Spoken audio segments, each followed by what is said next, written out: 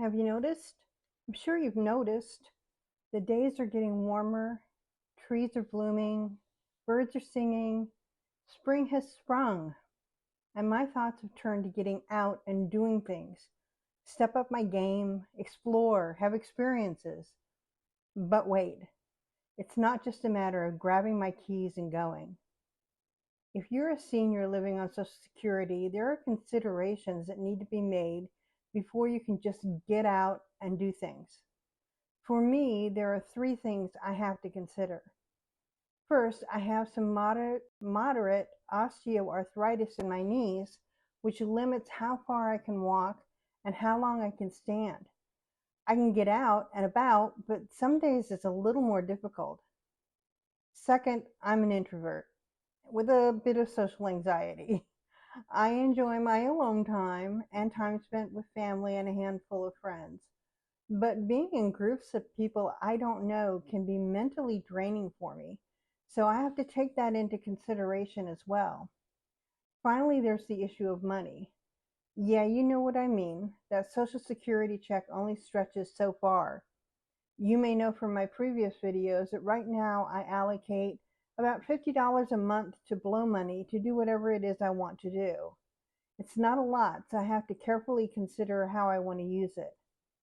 With those three considerations in mind, I sat down the other day to think about what it was I could get out and do.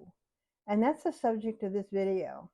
How to find senior-friendly activities and the kind of activities I found that might inspire you to get out as well. Coincidentally, as I was putting this video together, my friend Buzz over at Buzz's Retirement Garage, go check him out. I'll put his link in the description below. Buzz said that he was on a Facebook group geared towards boomers, and one of the things people said about retirement is that they are bored. On the one hand, I understand that, but on the other hand, I know that you don't have to be bored if you don't want to be. I have limited mobility, and I have a very tight budget. But if I just look around and push myself to get out, I don't need to be bored.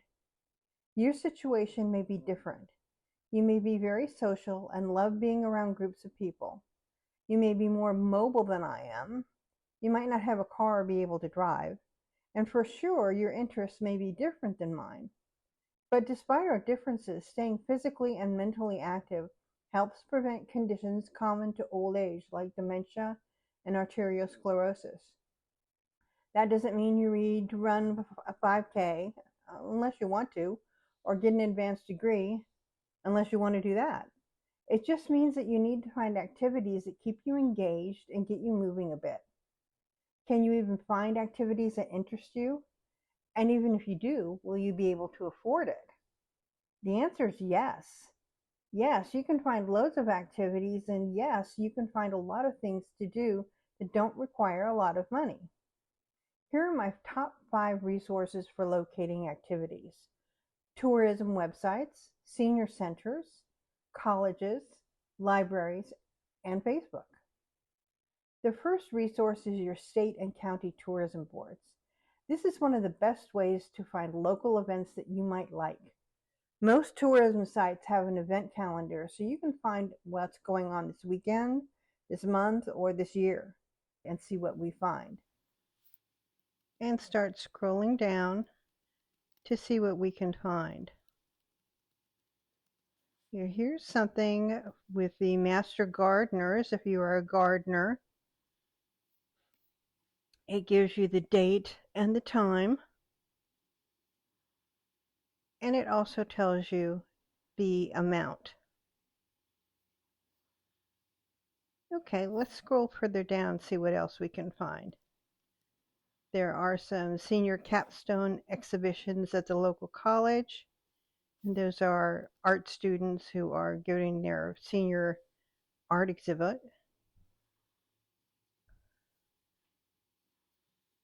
This is a gallery. Here's some bingo that they are sponsoring. Again, it gives you the date and the time and the cost. And then another bingo.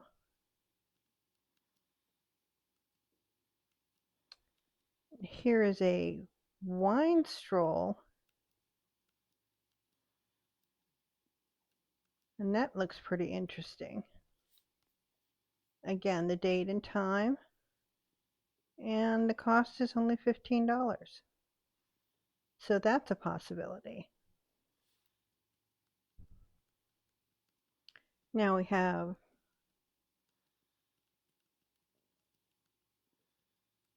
more of the senior capstone exhibitions.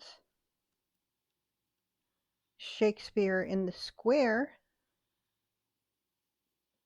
It doesn't have a cost, so you might have to click on that to find out how much that is.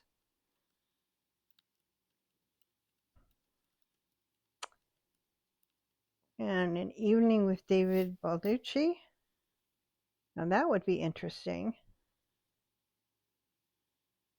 If you have an interest in that author and you get a signed copy of his most recent book, price may or may not be out of your price range, but that would be a very interesting evening. And here are a couple of theater options.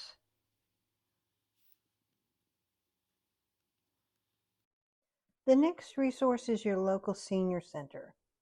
Most senior centers offer group activities like arts and crafts, games, or exercise classes. They might also offer day trips to nearby attractions that are within your budget. So if you no longer drive, that's a good way to still have a day trip. Some senior centers in more populated areas offer a huge variety of activities.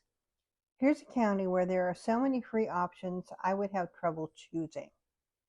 Look at this. They have all kinds of art classes, cooking classes, exercise classes, language classes, and day trips.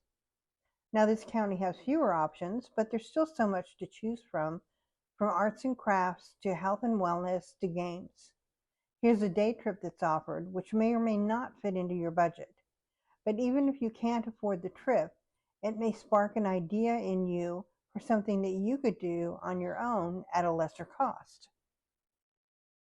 Don't forget to use educational institutions in your area as a resource. If your town has a 2 or 4-year college, they are a great source for art exhibits, plays, and lectures. In addition, most colleges offer continuing education courses for seniors where you pay a nominal fee to attend. Let's look at the public events calendar for a college near me. Okay, we're looking at the PDF file of the event calendar, and we'll look at April and see what sort of events there are in April.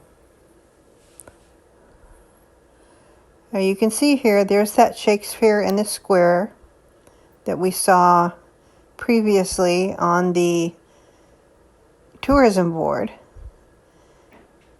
And there's also one of the plays that was on stage. There's Bluegrass and Americana Band playing nearby. Let's scroll down a little bit. Singing on stage.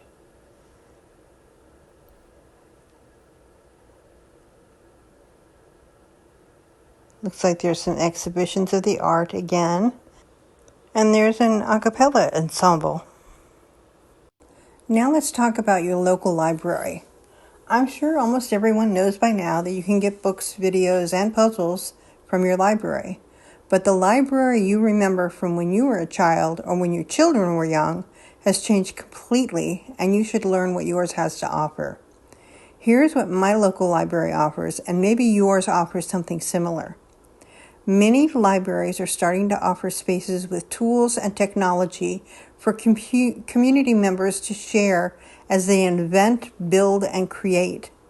They are often called makerspaces or labs. If you have ever wanted to learn to use a Cricut machine, a laser printer, or a 3D printer, the makerspaces have that. The library has a recording studio with all the equipment you need to record and mix your own music. Have you ever wanted to fool around with some computer design? The library has computers with Adobe Creative Cloud and other design software. Maybe you've wanted to sew something but can't afford to buy a sewing machine or don't have room for one. The library Makerspace has sewing machines. They also have a Dremel rotary tool, a soldering iron, a power drill, and various hand tools. So whether you already have a hobby you are involved in but don't have the space to work on it, or there's something you always wanted to try, but either you don't have the funds for the tools or you want to try it out before spending any money, check out your library and see what they have to offer. The last resource I want to share with you is Facebook. Yes, Facebook. There are Facebook pages for every state and many large cities dedicated to finding things to do in your area. Just search for things to do in and put in the name of your state or even a nearby metro area. Join the page or pages that work for you. At first, it may seem like a lot of information and you aren't going to want to scroll through a bunch of comments with suggestions that aren't appropriate for you. Use the search function on the page and use keywords. Here I simply searched low cost and found that someone asked something similar to what I would ask. Free and low cost activities that are easy on the knees on a specific date. Or you can present your own question to the group. Here I asked for suggestions for senior-friendly boat trips from a certain area. And I got many wonderful responses. So if you're looking to get out but don't know what to do, or if there's anything you can afford, check out the resources I suggested. You saw that even if you have limited funds and limited mobility, you can find a lot of ways to get out and enjoy this time of your life. You don't have to be stuck at home watching TV. Work with what you're able to do and afford and cultivate your interests. If you have other resources you'd like to share, please put them in the comments below, as I'm sure others would really like to know how they can find more things that they can do and afford.